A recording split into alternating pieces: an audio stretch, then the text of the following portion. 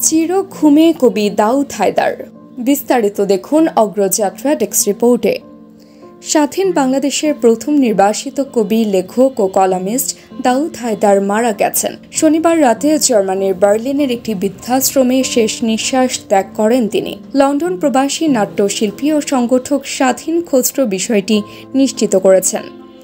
কালো সূর্যের কালো জ্যোৎস্নায় কালো বন্যায় নামে একটি কবিতার জন্য 1973 সালে কবিকে গ্রেফতার করা হয়। 1974-এর 20 মে সন্ধ্যায় জেল থেকে মুক্তি দিয়ে পরদিন কলকাতাগামী একটি বিশেষ ফ্লাইটে তুলে দেয়া হয় তাকে।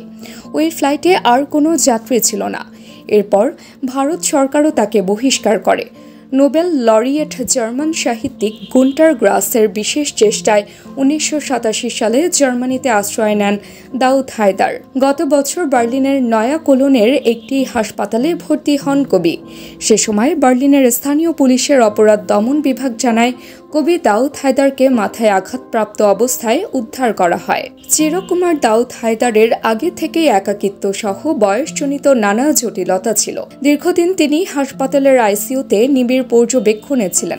মৃত্যুকালে তার বয়স হয়েছিল 73 বছর। দাউদ হায়দারের জন্ম 1952 সালের 21 ফেব্রুয়ারি পাবনা জেলায়।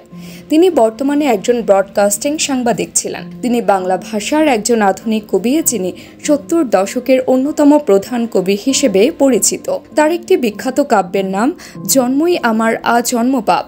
70 দশকের শুরুর দিকে দাউদ হায়দার দৈনিক সংবাদের সাহিত্য পাতার সম্পাদক ছিলেন। 1973 সালে London society for poetry Daud হায়দারের কোনো এক কবিতাকে the best poem of Asia সম্মানে ভূষিত করে। সর্বশেষ তিনি বাংলা ট্রিবিউনেও নিয়মিত কলাম লিখতেন।